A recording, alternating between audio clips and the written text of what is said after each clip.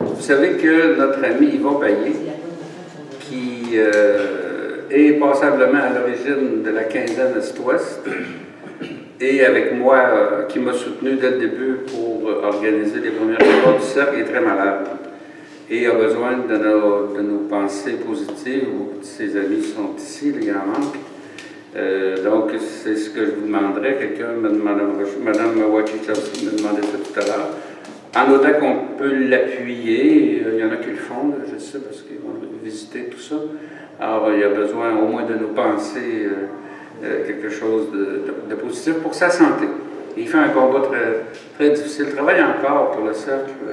Il ne viendra pas là, pendant un bout de temps, on va demander s'il va venir. Mais il écrit, puis il travaille avec Christian. Surtout Christian, maintenant, ben, c'est la cheville ouvrière, il fait tout. Un bâton de vieillesse. Il fait tout. Et puis il est malade aussi, souvent. Donc, on a cette Merci. On peut lui dire bonjour, Yvon, parce qu'il va nous écouter. Oui, ben alors, bonjour. Bon. Ben, je voudrais, avant de commencer les échanges, je n'ai pas voulu beaucoup parler de moi pendant l'exposé parce que je voulais mettre en avant le Congo. Mais moi, personnellement, c'est que dans cette situation, moi, j'ai connu la guerre. On dirait que j'ai été ordonné prêtre pour la guerre. C'est curieux de le dire comme ça. J'ai été ordonné prêtre le 14 juillet 1996. Juillet. Et 3 mois après, la guerre commençait. Donc, toute ma vie de prêtre, là, je peux dire, je n'ai connu que la guerre. Et par moments, je me suis retrouvé dans des situations où, par exemple, quand il parlait des réfugiés rwandais, dans un coin perdu, je me ramasse avec 20 000 réfugiés. Dans une paroisse que les missionnaires belges avaient abandonnée. Moi, je suis allé pour les remplir. Je n'avais rien, jeune prêtre. Et une nuit, il y avait un petit hôpital là. Une nuit, on vient me réveiller. Et c'est une des dames qui était une Rwandaise. Elle m'appelle. Elle avait une petite fille d'1 an et demi qui marchait à peine. Et elle prend la petite et me la donne. Puis elle dit, moi je vais mourir, je te laisse l'enfant. Et elle s'éteint comme ça devant moi. Donc je reste avec la petite à la main. Et je la ramène au couvent. Donc pendant 4 mois, j'ai vécu avec cet enfant. C'est un exemple. Là, je crois, j'espère au moins qu'il a réussi à se sauver parce qu'après, je l'ai gardé, puis je l'ai donné à l'UNICEF après qu'il est parti. Mais des situations comme celle-là, il y en a beaucoup. Je ne suis pas le seul, ni celui qui a vécu le plus. Et ça m'a fait réfléchir. C'est quoi d'abord mon identité comme prêtre dans cette situation-là? Je me rappelle une fois en Belgique, quelqu'un m'avait dit, mais qu'est-ce que tu fais là-bas? C'est vrai, il m'arrivait parfois de dire, je vais me sauver. Mais quand tu vas loin, même quand je suis ici, toute la nuit, tu as ces visages-là. Ces enfants qui pleurent de faim, ces femmes qui... Tout le monde te regarde. Et ça te hante un peu. Ce n'est pas de la culpabilité, mais tu sens quand même que tu ne peux pas ne pas faire quelque chose. C'est comme ça qu'à partir de 2002, avec des amis, on a commencé à travailler sur des projets. Et le premier projet qu'on avait, c'est comment détraumatiser les gens. Les gens avaient tellement peur. On a eu des bombardements. Je me rappelle au couvent chez nous. Il suffisait qu'un avion passe, notre chat, il fuyait, les chats, il fuyait, il allait se cacher. Les poules, mais un avion qui passait. Parce qu'on a eu pendant longtemps des avions qui passaient, qui larguaient des bombes artisanales. Donc si les animaux sont traumatisés comme ça, vous pouvez imaginer les hommes. On avait un hôpital dans mon village à Chabunda. Le choléra est arrivé. Et les gens, ils venaient à l'hôpital, ils en mouraient. Et pendant que les gens étaient là, on s'arrangeait, des bombes sont tombées sur l'hôpital. Les gens, ils se sont arrachés les cerveaux, ils sont partis en brousse. Beaucoup, ils ne sont pas revenus. Alors, on se disait, on va essayer de faire ça. Mais en même temps, il faut réconcilier les gens. Moi, j'ai souligné cet élément. Mais comment réconcilier les gens? Comment mettre les gens ensemble? Ça prend des projets intégrateurs. Alors, on a commencé à faire ça. Une petite savonnerie pour les filles. Parce qu'en plus, l'autre phénomène, je n'ai pas parlé, c'est les filles mères. Les militaires passent, engrossent des filles et puis s'en vont.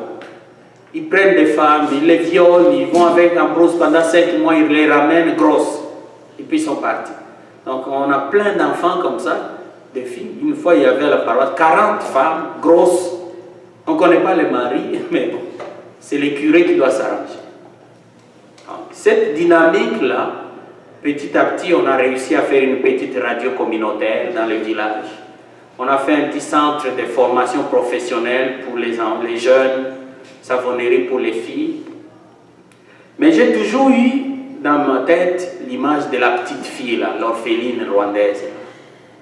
Et donc j'ai commencé à faire les tours dans les villages et j'ai vu qu'il y avait plein d'autres enfants qui, comme cette Rwandaise-là, étaient seuls. Ni père, ni mère. Alors c'est comme ça que depuis l'année passée est née l'idée de dire qu'est-ce qu'on peut faire pour, pas tous, mais en prendre certains, prendre soin d'eux, les loger dignement, les nourrir, les soigner et surtout leur donner accès à l'école, de sorte qu'ils puissent, après dans la vie, se débrouiller. Alors il y a un ami qui s'appelle Paul Bellemare, qui est un monsieur de Shawinigan, mais qui habite à Pointe-Claire. Je l'ai amené chez moi au Congo en 2012, dans mon village. On a fait 2 mois là-bas. On est revenu et avec des amis ici à la paroisse, on a commencé à réfléchir. On a mis sur pied une petite organisation qui s'appelle Orphelinat, Saint-Frère André. Parce que moi au Québec, là-bas, chacun a son mythe. Moi c'est le frère André. Et donc quand je suis arrivé ici, le Québécois que j'ai connu le premier, quand j'étais encore sur le campus à l'université, c'est le frère André. Et moi, j'aimerais ça, l'attention que cet homme avait, le cœur qu'il avait par rapport aux petites gens. Alors, on travaille sur ce projet, construire un orphelinat où on peut interner des enfants, les soigner, les nourrir, les faire étudier. Le cégep de Trois-Rivières est impliqué. Solidarité Trois-Rivières, le comité de solidarité est impliqué. Là, il y a les frères de les Terres sans frontières qui sont à Montréal. Là. Eux, ils vont donner des reçus d'impôts pour les gens qui font des dons, parce qu'on n'a pas encore les numéros. Donc, on travaille sur ça et le monsieur de Shawinigan, il est allé dans mon village depuis novembre. Donc, il est là depuis novembre. Il revient seulement ici en Afrique. Pour le moment, ce qu'il nous faut, c'est des dons, en argent surtout. Il y a des filles, des jeunes de Trois-Rivières qui sont au cégep, qui, elles, vont commencer bientôt à faire les tours chez des commerçants, des entreprises pour ramasser des matériaux parce qu'on voudrait envoyer un conteneur. Mais la société nous a dit que ça prend 15 000 $ pour envoyer un conteneur jusque-là.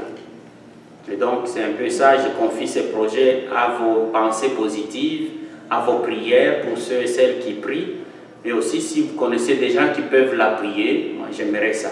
Parce que pour moi aussi, je dis, j'appartiens à 2 communautés maintenant. Celle du Congo et celle des Trois-Rivières. Et ce projet-là, j'aimerais que ce soit vraiment un pont qui s'établisse entre mes 2 communautés. Merci. Oui. Question. Oui, André.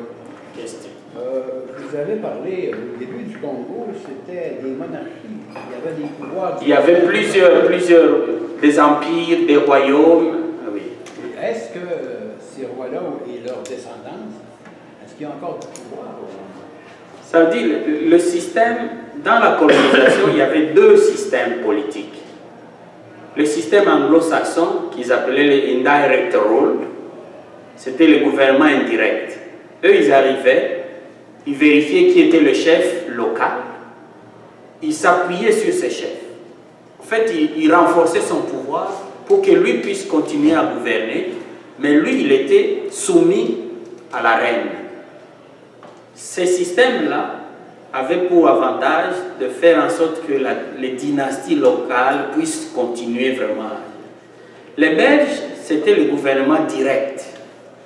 Quand ils sont arrivés au Congo, les Belges, c'était pour s'installer, ce n'était pas une colonie comme les autres. Ils n'avaient pas l'idée de retourner en Belgique. C'était chez eux. Et c'est comme ça que, contrairement à beaucoup d'autres colonies, les Belges ont construit le Congo. Kinshasa, là, ceux qui l'ont vu maintenant, ils ne peuvent pas savoir que ça s'appelait Kin la Belle. C'était Kinshasa la Belle. C'était la plus belle ville de l'Afrique. Ils ont construit à Kinshasa comme à Bruxelles. Et ils voulaient rester. Mais en même temps, pour ça, il ne fallait pas qu'il y ait d'autres chefs. C'est comme ça qu'au fait, ils ont pratiquement noyauté tous les systèmes traditionnels. Même si les chefs étaient là, ils n'avaient pas autant de pouvoir. Mais ils les ont quand même maintenus. Aujourd'hui, les systèmes continuent, mais c'est des coquilles vides. Parce que quand Mobutu est arrivé, comme lui, il a remplacé les Belges, c'était le chef uni, avec un parti unique. Tout ce qui leur restait de pouvoir, il a récupéré ça. Il en a fait des fonctionnaires de l'État, qui pouvaient suspendre à tout moment comme ils voulaient. Mais ils sont encore là, ça continue. Et pendant la guerre, pareil, ils ont beaucoup aidé pour renforcer la résistance. C'est eux qui demandaient aux jeunes d'aller dans les maquis pour combattre les rébellions. Serge. Oui, vous avez dit dans votre conférence qu'il y avait une nation congolaise, mais qui n'avait pas d'État. Mais y a-t-il vraiment une conscience nationale congolaise alors qu'il y a combien d'ethnies, combien de langues différentes, combien 250. 250. Est-ce qu'il y a une conscience congolaise? Ben oui, parce que moi, une fois, je suis allé, si je ne me rappelle plus, je suis allé en Suisse, il y a une Suisse, je suis allé une fois à Zurich. Il y avait le ministère des Affaires étrangères là-bas à Zurich, ils organisent des conférences. Et quelqu'un, il m'a dit ça. Je dis, mais il n'y a pas de pays là. Mais je dis, si tous les peuples du monde s'inspiraient de ce que nous, les Congolais, nous avons fait, vous pourriez peut-être voir que le monde va changer. Généralement, ici, on est dans une politique anglo-saxonne ici. Toute la philosophie de John Locke et tous les autres, c'est quoi? C'est que, moi, je n'ai pas besoin de l'État. L'État est là juste pour... Mais il ne faut pas que je vive de l'État. Contrairement au républicanisme français où, au fait, c'est l'État qui supervise tout. Au Congo, les gens n'attendent pas que l'État donne. C'est ça qui est curieux. Il n'y a pas de couverture maladie. Chômage jusqu'à 70%. Il n'y a pas ça, il n'y a pas ça, il n'y a pas de route, il n'y a pas d'eau, il n'y a pas d'électricité, il n'y a rien. Mais les gens, ils continuent à croire à l'autorité. Il faut le faire, ça. Parce que généralement, on ne croit à un gouvernement que lorsqu'il donne en retour les services, on ne les donne pas. Moi j'ai vécu à l'Est où les Rwandais, avec les différents mouvements que j'ai décrits, ont géré pendant 5 ans. Pendant 5 ans, nous étions coupés totalement de Kinshasa. Pendant 5 ans, on ne recevait plus les billets, là, la monnaie. Là. Vous imaginez l'argent que vous tournez dans vos mains pendant 5 ans. À un moment donné, tout était pourri. Mais je dis pourri, les billets là. Et les Rwandais, ils ont eu l'idée, on va vous donner de l'argent rwandais. Ils ont injecté sur le marché de la monnaie rwandaise, les francs rwandais. En une nuit, moi j'ai vu ça à Bukavu. Un matin, les gens se sont levés. Toute la principale rue, la rue principale était remplie de ces billets-là, coupés en petits morceaux.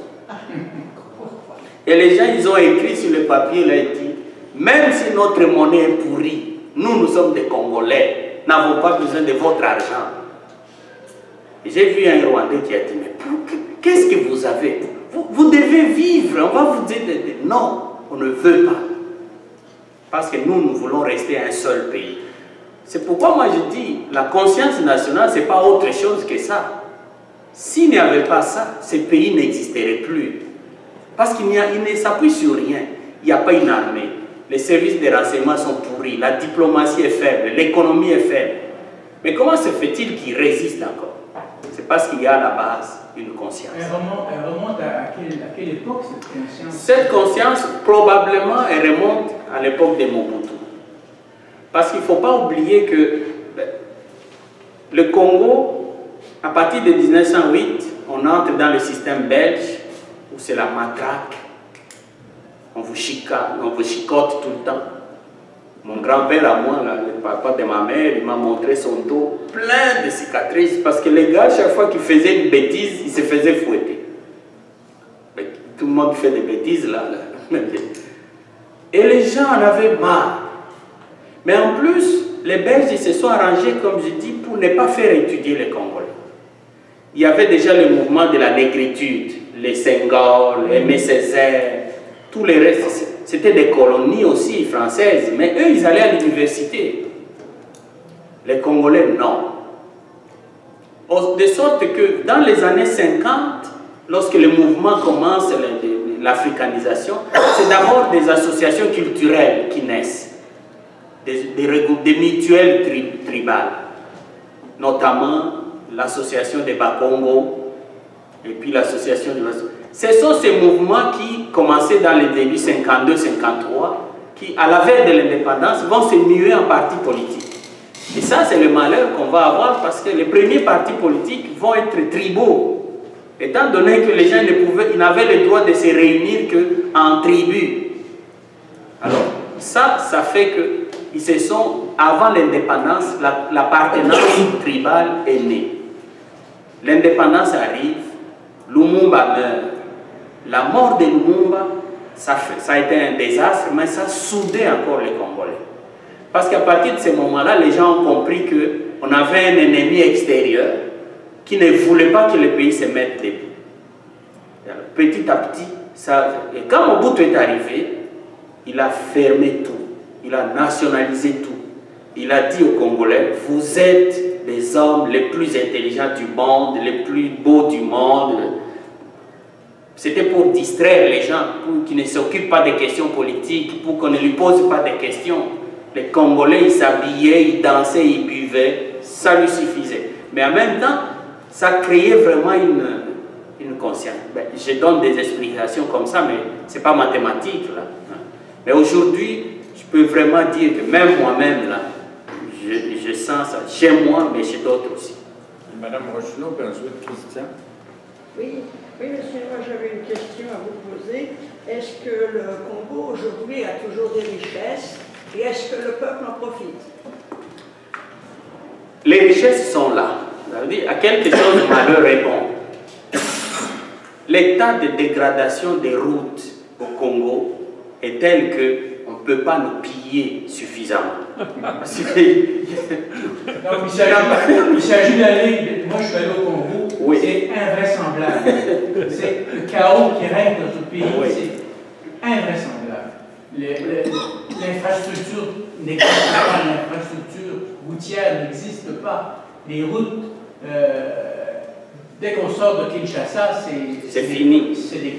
Elles ont existé. Elles ont existé, mais elles n'existaient plus. Il y a beaucoup de nostalgie chez certains du Congo belge, d'ailleurs, qui est un pays beaucoup, comme vous l'avez dit, bien dit, qui était bien organisé. Kinshasa est une belle ville. Maintenant, tout est en ruine. On arrive à... Tout est en ruine, mais c'est le résultat. Les Belges n'aiment pas qu'on le dise. Mais moi, à Bruxelles, je leur dis ça. Ce qui est là, allez pas dire c'est parce que c'est des nègres, c'est des foutus Congolais. Non! N'importe quelle situation, quel pays, quel peuple pouvait tomber dans ces pièges-là. Moi, j'ai donné des éléments. Ça ne nous dédouane pas. Nous avons une responsabilité incontestable, surtout notre classe politique. Mais ce qui s'est passé, c'est que, les Belges n'ont pas construit les routes en dur. Ils avaient un réseau routier, mais en terre battue. Mais ça, là, ça prend un système de cantonnage manuel permanent.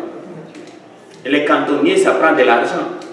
Et donc, quand ils sont partis, le système s'est écroulé. On pouvait les maintenir. Deuxième élément, ils n'ont jamais préparé la classe politique à la gouvernance. Parce qu'ils ne voulaient pas que les Congolais parlent politique. Comment voulez-vous vous donner un pays à des gens qui sortent à peine de l'école? Les Lumumba, c'était un magasinier. Il n'avait pas fait d'études, lui. C'était un gars qui vendait, il était syndicaliste. Et comme ça, il est arrivé, il était tellement charismatique, petit à petit, du jour au lendemain, il se retrouve Premier ministre. Et en plus, lorsque l'indépendance arrive, le 30 juin 1960, mais tous ceux qui étaient dans l'armée était dirigée par les Belges, aucun Congolais n'était officier dans l'armée. Au lendemain de l'indépendance, le 4 juillet, le général Janssen, qui était le commandant de l'armée, il appelle les militaires, il leur dit, Il va au tableau, il écrit là. Dans l'armée, avant l'indépendance égale après l'indépendance. La mutinerie a éclaté. Parce que les autres disent non, on ne peut pas faire deux peuples. Si tous les Congolais sont indépendants, nous aussi, nous devons être indépendants. C'est à partir de ce moment-là que Lumumba va décider de chasser tous les militaires belges. Et il va aller chercher Mobutu, qui était un sergent. Le même jour, il en fait un général. Il est même chef d'état-major de l'armée. Vous voyez, donc, je donne ces éléments parce que quand on fait des débats, c'est mieux de les avoir. Mais je reviens à la question pour dire les richesses sont encore là. Heureusement, entre guillemets. Mais le pillage continue.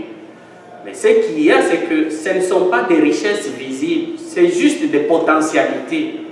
Il faut aller les chercher. Il faut les sortir, il faut les transformer. Et ça prend des capitaux qu'on n'a pas pour le moment. Et ce n'est pas en donnant 2 millions, 10 millions qu'on va le faire. Le Congo a besoin de beaucoup d'argent pour pouvoir rentabiliser ses potentiels. Ma question concerne les richesses plutôt culturelles. Vous avez parlé dans votre conférence que ça fait plusieurs siècles que l'Église est présente au Congo. Vous avez parlé aussi des musulmans qui sont là. Que ma question, je voudrais savoir, au milieu de toutes ces rivalités, tous ces problèmes, tous ces conflits, ces guerres, c'est quoi le rapport entre les religions? Est-ce qu'il y a des guerres de religion? Et quels sont le rapport qu'elles entretiennent avec l'État? Est-ce que c'est un État laïque ou une théocratie? J'aimerais que vous développiez un peu le rapport entre les religions entre elles, et le rapport entre les religions et l'État. Ouais. Le Congo des Belges, quand le roi a eu de la conférence de Berlin le Congo, il a tout de suite envisagé l'évangélisation. En fait, à l'époque, ça s'appelait civilisation. Il fallait civiliser les nègres. Et celui qui n'était pas chrétien, il n'était pas civilisé. Et donc, mais c'était un projet politique. Et donc, lui, dès le départ, comme il était belge, il a négocié avec le Vatican pour qu'il ait des missionnaires belges. Parce qu'il avait peur qu'en amenant des missionnaires d'autres pays, ils puissent prêcher pour leur pays. Alors il va obtenir les premiers missionnaires, les scotistes, qu'on appelle les missionnaires des Scots. Alors après d'autres vont venir, les jésuites vont venir. Donc le Congo est essentiellement un pays catholique, essentiellement. Aujourd'hui, nous sommes environ 70 millions d'habitants, mais il y a environ 49 à 50% qui sont catholiques pratiquants, donc presque la moitié. Il y a eu aussi des protestants. Certains étaient arrivés avant les catholiques, mais ils ne sont pas majoritaires. Donc s'il y a 80% de chrétiens en tout, ben, bien sûr les 100% des chrétiens, 80% sont catholiques et 20% sont... La troisième force, ce ne sont pas les musulmans, c'est plutôt des religions traditionnelles, comme on appelle. Les musulmans, ils sont là, mais ils ne peuvent pas dépasser 1 ou 2% Il y a eu des moments de friction, notamment parce qu'à l'époque coloniale, c'était les catholiques qui avaient toute la gestion des écoles, du système de santé, un peu comme c'était ici au Québec aussi. Ça n'a pas beaucoup diminué, mais quand même, l'État a réussi à récupérer. Ils ont nationalisé les écoles, les systèmes. L'Église continue à gérer les écoles, mais c'est des écoles qui appartiennent à l'État. On n'a jamais vraiment eu de guerre de religion comme telle. Bon, il y a eu certainement des frictions, comme dans tous les pays, mais de guerre de religion, il n'y en a pas vraiment eu pour le moment, il n'y en a pas pour le moment. Par contre, ce qu'il y a, c'est que il y a eu des collisions entre les pouvoirs et certaines autorités religieuses, catholiques, comme au Québec, et protestantes aussi, même maintenant les musulmans. L'État est laïque, disons constitutionnellement parlant, mais ce n'est pas d'une laïcité de séparation à la française, là. De sorte que, par exemple, les jours où il y a prestation des serments du président, ben, on fait un culte écuménique. Dans les protocoles d'État, il y a des moments de prière où on fait venir des chefs religieux qui vont prier. Le président, il prête serment sur la main sur la Bible. On fait des chants. Même à la maison communale, chez nous, Mais le matin, le maire, avant de commencer les réunions, il fait réciter une prière par un protestant, puis par un musulman, puis comme ça. Donc il n'y a pas de religion d'État. Monsieur. Monsieur Tiam, merci. Vous nous avez tracé un très beau panorama de ce Congo, des défis qu'il y a. En même temps, entre le politique, l'économique et le culturel, où bon, il y a une réalité qui est un peu tributaire, ethnique, en même temps, quels sont les facteurs qui peuvent favoriser cette unité-là? Parce que bon, le Congo, c'est un pays riche. J'ai rencontré des jeunes étudiants congolais qui sont aux études. C'est un pays plein de ressources, plein d'avenir. En même temps, qu'est-ce qui peut valoriser cette unité-là, cette stabilité politique pour amener des capitaux étrangers justement dans le pays? Ben, la première chose, je crois que il y a des facteurs endogènes et des facteurs exogènes. Il y a des choses que nous, les Congolais, nous devons faire entre nous. Mais il y a beaucoup de choses que d'autres doivent faire ou arrêter de faire. Vous voyez? Non, parce que ça, c'est... Tout le monde dit, oui, arrangez-vous. Oui, mais si ça ne dépendait que de nous, peut-être qu'on ne serait pas là. Il y a tellement de facteurs sur le plan géopolitique international. Je vous ai donné le cas à l'époque de Mobutu. Les Belges sont partis, Lumumba a été tué, mais la CIA avait décidé de se débarrasser de Lumumba parce qu'on l'accusait d'être communiste. Mais en même temps, le communisme avait atteint l'Afrique. Vous aviez au sud la Tanzanie qui était dirigée par Julius Nyerere qui était socialiste. Vous aviez la Zambie qui était socialiste, l'Angola qui était socialiste, et où il y avait une guerre entre les MPLA et l'UNITA. Et cette guerre avait été soutenue grandement par l'URSS via Fidel Castro qui a envoyé des militaires là-bas. Et donc les Américains se disaient attention, on ne peut pas. Ils sont allés, ils ont construit la plus grande base militaire de l'Afrique. C'était Kitono chez nous. Et puis ils ont construit Kamina, la base militaire. De l'autre côté, on avait le Congo-Brazza qui était aussi socialiste. Dans ces situations-là, même si nous, les Aïrois, à l'époque, on avait décidé de se débarrasser de Mobutu, il n'était pas question. Il y a eu des rébellions qui ont commencé. Parce que je n'ai pas parlé de la sécession katangaise avec Tshombe en juillet 60. Mais quand Tshombe est revenu, parce qu'en 63, avec l'ONU, ils ont réussi à le convaincre pour qu'on mette fin à la sécession. Il revient, on lui donne le poste de Premier ministre en 63. Et ils arrivent avec des négociations politiques en 64 à faire la conférence de Luabu qui sort un autre gouvernement d'unité. Mais entre-temps, ces militaires à lui, ils ont continué à rester et ils ont fui jusqu'en Angola. En 77, ils sont revenus en disant Mobutu, on n'en veut plus. Mais ce sont des commandos belges et français qui ont adhéri, qui ont maté la guerre de Kolwezi. Donc ces facteurs-là, ça nous échappe à nous.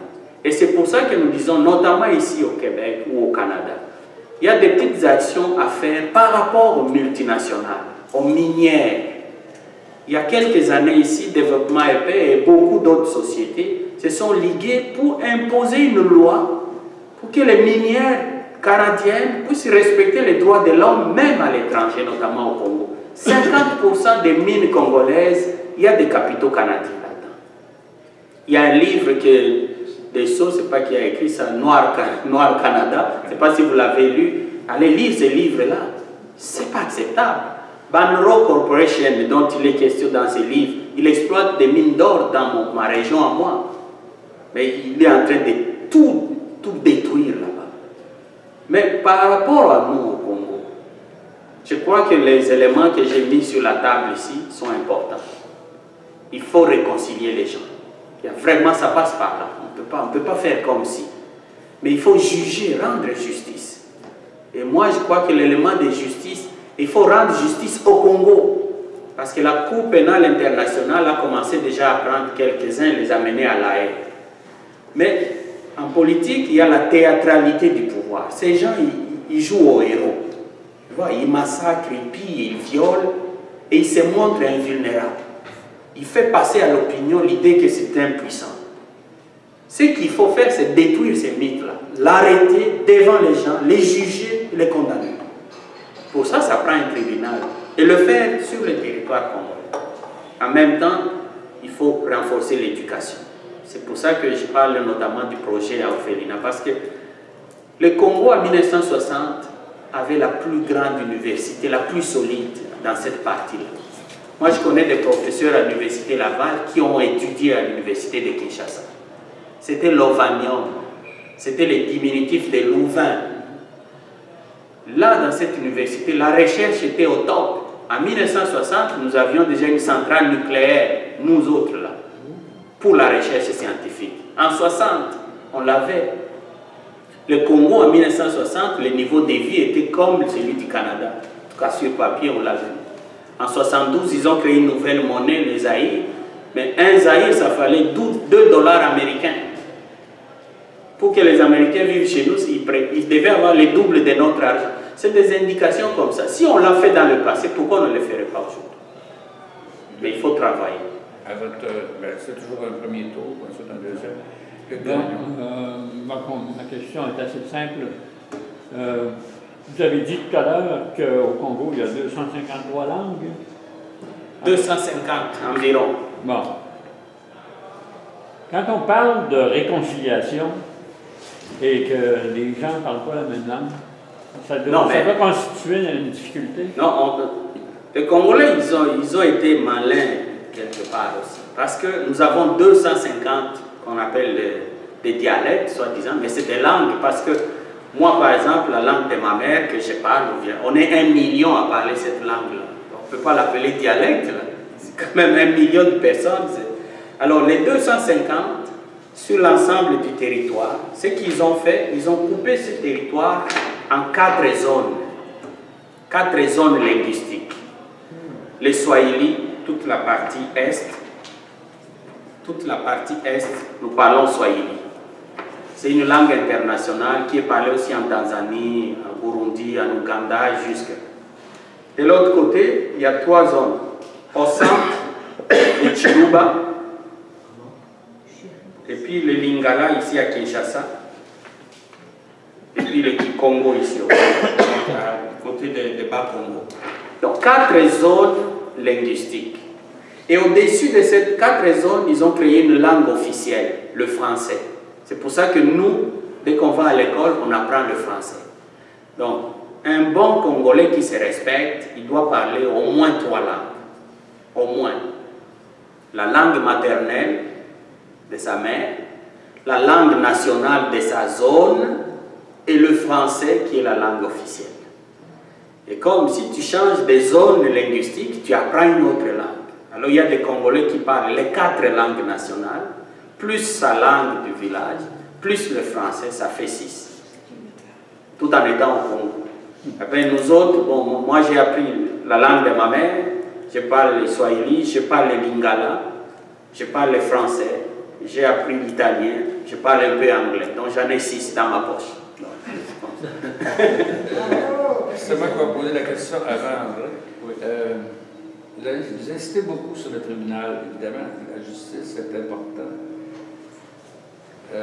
Sauf que l'idée de commission de réconciliation et de vérité est là pour éviter les arrestations, les procès, les condamnations, sauf dans des cas très rares, des cas extrêmes.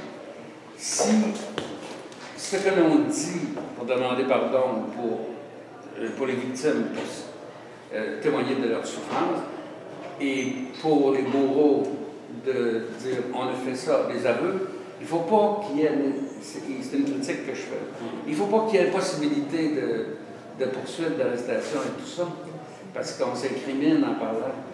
Et en Afrique du Sud, la commission Vérité et Réconciliation n'aurait pas marché si on avait eu en vue un tel. Il y en a toujours, il y a des crimes. On ne peut pas les laisser passer. Bon, c'est ça. Ça, c'est une des difficultés dans votre approche politique. Non, moi je suis allé une fois avec une délégation à l'Union européenne en 2006. Et il revenait sur ça. Mais moi, je suis convaincu que vous ne connaissez pas les chefs de guerre, vous autres, les seigneurs de guerre, comme on les appelle. C'est des gens qui sont enivrés Ils croient vraiment qu'ils sont puissants. Je ne sais pas qu'est-ce qu'il y a dans leur tête, mais c'est incroyable. Si on fait la commission vérité et réconciliation, c'est pour qu'ils viennent parler, qu'ils parlent, qu'ils demandent pardon. Mais l'idée d'avoir un tribunal, c'est justement pour dire, si vous refusez de vous réconcilier, de reconnaître vos torts, ben vous irez là-bas. Mais si vous faites une commission, et ils savent que de toute façon la commission, bon, et après ils peuvent ne pas y aller, parce que ce n'est pas obligatoire, c'est là qu'on a des problèmes. Moi, je trouve que la commission vérité et réconciliation, c'est la priorité, j'ai commencé par ça, mais il faut avoir la justice, parce que la justice permet de dissuader aussi des éventuels chefs de guerre. Ce qui crée le problème au Congo, c'est que l'impunité est telle que lorsqu'on a vu quelqu'un, il a pris les armes, il a violé, puis il est devenu ministre. Ben, le lendemain, un autre dit, mais moi je vais faire pareil. Et chaque fois, il y a un chef de guerre qui prend, on dit, on fait des négociations politiques. Pendant 15 ans, le Congo n'a pas fait d'élection. Tout le monde est arrivé au pouvoir par des négociations politiques. Mais ça nous a mis dans un cercle circuit tel que, ben, finalement, tout le monde faisait ça. Si on a la justice et la réconciliation, tu as le choix entre te réconcilier et reconnaître, ou tu vas être jugé. C'est comme ça que je pense. Vous avez dit tout à l'heure que 80% des gens étaient catholiques. Environ. Et moi, je fais une espèce de parallèle avec Haïti. Donc, les gens sont catholiques aussi, mais en parallèle avec ça, ils ont la religion vaudou qui est intégrée avec le christianisme, avec le catholicisme. Je pense que c'est la même chose pour en Afrique, parce que si on considère que le vaudou haïtien vient d'Afrique, est-ce qu'il y a des ethnies vaudou en Afrique? Bon, au Congo comme tel, le vaudou n'est pas très développé. Mais il y a d'autres religions traditionnelles. Le vaudou n'est pas vraiment très développé. On a eu, par exemple, des sectes à inspiration chrétienne, des églises indépendantes congolaises. Dans les années 20, il y a eu un monsieur qui s'appelait Kimbangu, Simon Kimbangu, qui lui s'opposait à la colonisation belge. Et il s'est proclamé Messie. Dieu m'a envoyé pour libérer les Congolais. En 31, vers les années 30, ils l'ont arrêté, ils l'ont mis en prison. Il a passé 30 ans presque en prison, il est mort. Mais entre-temps, ses disciples ont créé une église qui est devenue une église jusqu'au niveau international. C'est mélangé. C'est chrétien, mais en même temps, on dit que lui, Kimbangu, oui, c'était un fils de Dieu, son fils aussi, c'était un tout. Donc finalement, on ne sait plus si c'est chrétien ou c'est autre chose. Il y en a plein comme ça. Mais le vaudou comme tel n'existe pas. Le catholicisme que nous avons, c'est quand même beaucoup inspiré de pratiques traditionnelles. Par exemple, nous, au niveau du Congo, nous avons un rite congolais de la messe. On ne célèbre pas la messe comme je l'ai fait ici. Mais on fait comme ici, parce qu'on est tous de l'église catholique romaine, mais les grandes fêtes des messes que nous on les fait à notre manière. Et par exemple, pendant la messe, nous autres, on invoque tous nos esprits, les ancêtres qui sont morts, qu'on considère nous autres comme des gens qui étaient bien, les autres. Non pas qu'on dit Jésus, mais ils étaient bien pareils. Il y a un rite spécifique pour nous qui a puisé dans nos cultures pour prier Dieu. Et il y a peut-être chez les protestants aussi d'autres comme ça. Ouais. Ça serait-tu vos anciennes cultures, serait-tu relié au polythéisme? Ben non, mais ça dit ça, c'est l'anthropologie occidentale qui a commencé à dire ces gens-là, ils n'ont pas de religion, donc tout ce qu'ils font, c'est du fétichisme. Comme ils n'ont pas de philosophie, ça ne peut être que de la magie, tout ça. N'importe quoi. C'est ça que disait Kizerbo. On a eu un historien, là, Joseph Kizerbo. Quand je lis ce que Hegel a écrit sur les Africains, je me demande pourquoi je suis allé à l'université. On ne peut pas être savant et dire des choses comme ça. Aujourd'hui, quand on regarde ça, l'âme africaine, comme toutes les âmes du monde, a un langage avec Dieu. Tout homme parle avec Dieu. Qu'il soit religieux ou pas religieux, avoué, toute personne est une âme. Et nous, ce que nous faisons comme travail aujourd'hui, c'est de dire, bon, les autres ont toujours pensé, ils ont réfléchi à notre place, ils nous ont collé des étiquettes, Maintenant, nous refaisons le même cheminement et nous pensons que c'est pour ça que la théologie africaine est en train de monter. Dieu parle à nous autres comme Africains. Il nous adresse un message là où nous sommes. Et quand nous y répondons, nous répondons comme Africains, avec nos danses, avec nos langues, avec nos faiblesses et nos forces. Nous avons, nous aussi, été créés par Dieu. Voilà. Alors maintenant, si les Américains ou surtout les Vistros et les autres, ils disent, vous, on va vous catégoriser, vous êtes des anarchistes. Si c'est comme ça que leurs frères et eux, ils vont comprendre, ils n'ont qu'à parler à leurs frères, mais nous, on apprend un nouveau langage pour expliquer à nos enfants ce que nous sommes réellement et ce que Dieu nous dit. Et ce travail-là, évidemment, ça va prendre encore beaucoup de temps. Mais on y travaille. Et là, oui, je dis. Parmi le mouvement protestant, est-ce que le mouvement évangéliste est très dynamique au Congo comme ailleurs? Oui.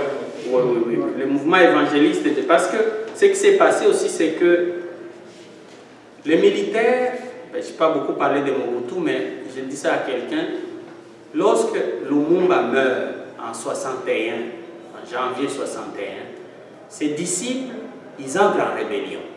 Et la première rébellion, qui va s'appeler rébellion mouléliste, c'était au fait fondée par Pierre Moulélé. Et Pierre Moulélé, c'était le ministre de l'éducation de Lumumba. Lui, il est allé en URSS à l'époque, et Moscou l'a formé. Il est revenu, il a créé une rébellion en 64. Finalement, en 65, les militaires disent, c'est trop, il faut qu'on sauve le pays. Ils prennent le pouvoir le 24 novembre, Mobutu devient chef. Ils disent 5 ans, on va stabiliser le pays et puis on va remettre le tout. Mais en 70, aux élections, il se présente. Donc commence alors 32 ans de pouvoir. Pendant ces temps, l'Église catholique commence à faire des... dit non, le pays s'en va au mur, il faut changer de politique. Et donc lui, il va entrer en conflit ouvert avec le cardinal Malula qu'on avait. Et pour affaiblir l'Église catholique, il va ouvrir le pays aux Américains. Donc il préfinance tous les groupes chrétiens qui étaient venus des États-Unis. C'est comme ça que dans les années 80, ça a pullulé tout d'un coup. Mais maintenant, le gouvernement ne sait plus comment faire parce qu'ils font du tapage nocturne et diurne partout. Ils trompent les gens. Ils sont pris à leur propre piège. Mais c'est vraiment une grande évolution. Et en plus, dans un contexte de misère comme celui que nous avons, où le peuple cherche un messie, tous les marchands de bonheur, ils ont la cote.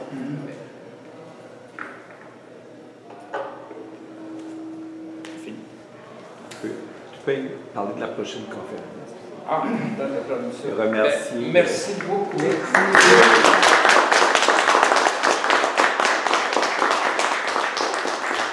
Mon Pierre Ganona, et bonne chance dans vos études. Et puis, on a appris énormément de choses. Il y en a beaucoup. Il faut continuer, il faut lire, il faut... parce que dans l'actualité, c'est quelques mouvements violents ou quelques épisodes de camps de réfugiés avec des abus. Bon. Mais la question de la guerre économique, de la responsabilité des Canadiens là-dedans, vous n'avez pas incité beaucoup, mais ça nous a été éveillé. Le livre sur les mines noires au Canada, tout ça, tout le monde peut acheter ça. Moi, je l'ai acheté, mais je l'ai donné à quelqu'un. Je ne l'ai pas lu. Mais là, ils se sont entendus parce que c'est Éco-Société qui avait produit ça. La société est allée en cours, ils demandaient 5 millions pour faire taire les gens. Donc, ils ont trouvé un accord. Finalement, le livre a été retiré. Ben oui. Merci beaucoup pour tout. On remettra ça une autre fois. Et dans 2 semaines, Luc Gagnon nous parle de la crise de la chanson au Québec. Et pas seulement en termes politiques, c'est pas tellement ça. C'est comme vie culturelle. Puis c'est très profond ce qu'il va dire sur les chansons. Et je vais être obligé de pitonner à chaque fois pour des extraits. Ça me rend bien nerveux. Je vais faire se pratiquer pour dans 2 semaines. Alors, merci beaucoup et à bientôt. Je mets ici quelques...